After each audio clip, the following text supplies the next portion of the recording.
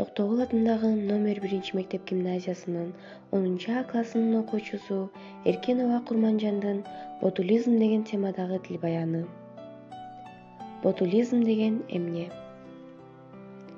Ботулизм таякчасы бөлүп чыгарган уудан пайда болуучу, капысынан башталып катуу кармаган оору. Инфекциянын булагы жаныбарлар. Алардын ичегесинде көбөйгөн бацилла заң менен сыртка чыгып, айлана чөйрөнү булгайт. Киши оорунун козгогучтары менен булганган тамак аркылуу жугузуп алат.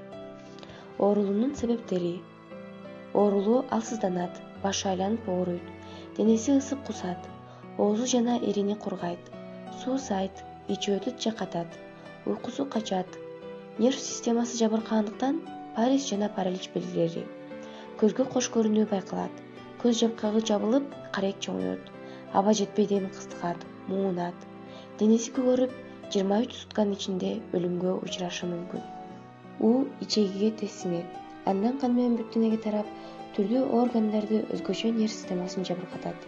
Ботулизм таякчасы сырткы чөйрөнүн шартына туруктуу келет, кайнатууда өлбөйт, кычкылтексиз чөйрөдө гана өсүп көбөйөт жана уу бөлүп чыгарат.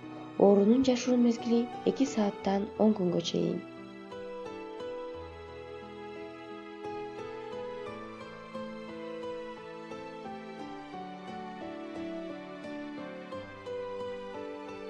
Ботулизмди алдын алуу тамак-аш азыктарын даярдоодо, ташууда, сактоодо жана бышырууда санитария-гигиеналык эрежелерди, жашылчаларды, жемиштерди үй шартында консервалоодо технологиялык талапты сактоо керек.